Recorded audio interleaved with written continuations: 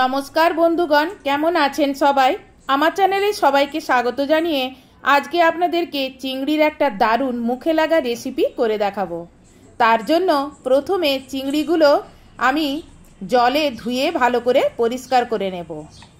আমি এখানে 500 গ্রাম মতন চিংড়ি নিয়ে এসেছি, দিয়ে সেইগুলোকে জলে ভিজিয়ে রাখলাম। আর এদিকে 1 চামচ জিরেও জলে ভিজিয়ে রাখলাম। আগের দিন আনা হয়েছিল, মাথাগুলো ছাড়িয়ে রেখেছিলাম ফ্রিজে, তাই জন্য ঠান্ডা কমার জন্য কলের তলায় রেখেছি। এখন ঠান্ডাটা কমে গেছে। এবার আমি এই প্রতিটা চিংড়ির খোসাগুলো আজকে ছাড়িয়ে নিচ্ছি।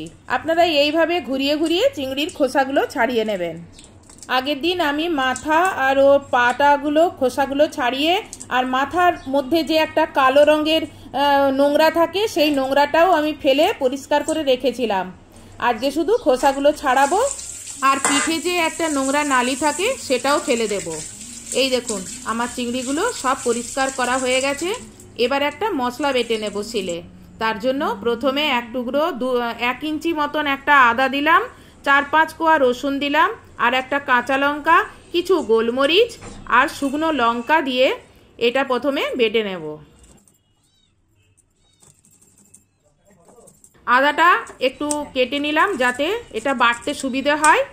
দিয়ে এবার এটাকে একটুকুন ছিঁচে নেব আদাটা, তাহলে ভালো করে বাটা যাবে, নাহলে অত বড় টুকরোটা বাটতে অসুবিধে হয়। এইবারে ওই যে ভিজিয়ে রেখেছিলাম জিরেটা, ওই জিরেটাও দিয়ে দিলাম জল ছেঁকে, দিয়ে এবারে জিরেটাও বেটে নেব। ব্যাস, আমার মশলা বাটা হয়ে গেল। এবার একটা টিফিন বাক্স নিলাম, তার মধ্যে ধুয়ে রাখা পরিষ্কার করা চিংড়িগুলো নিয়ে নিলাম, আর সাথে রেড চিলি পাউডার দিয়ে দিলাম পছন্দ মতন।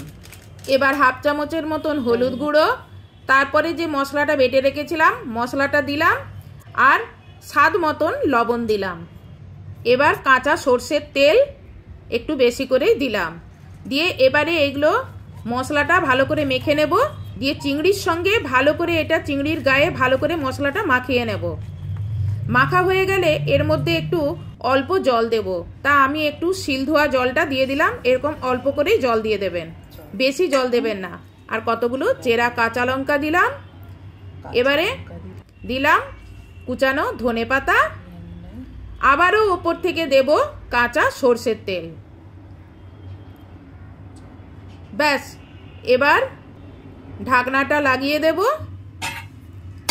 দিয়ে গ্যাসে একটা জল সমেত কড়া বসাবো। তার ভেতরে একটা রিং দেব। রিংয়ের ওপর ওই টিফিন বাক্সটা মাছের রেখে দেব। তার উপরে গামলা একটা ঢাকা দিয়ে 20 থেকে 25 মিনিট স্টিম করে নেব। দিয়ে যখন ঠান্ডা হবে তখন এখান থেকে টিফিন বাক্সটা বের করে নেব। চলুন, ঠান্ডা হয়ে গেছে। এবার 20 থেকে 25 মিনিট পরে দেখি কিরকম স্টিম হলো। এই দেখুন, টিফিন বাক্সটা বার করে নিয়ে এলাম। এবার এর ঢাকনাটা খুলবো। ওয়াও, কত সুন্দর হয়েছে! দেখুন কিরকম রান্নাটা হয়েছে, কি সুন্দর দেখাচ্ছে। ওরে বাবা, দারুণ দারুণ। এবারে একটা চিংড়ি মাছ আপনাদের তুলে দেখায়, কি বলবো, মুখে দিলে মিলিয়ে যাচ্ছে, এত সুন্দর সিদ্ধ হয়েছে।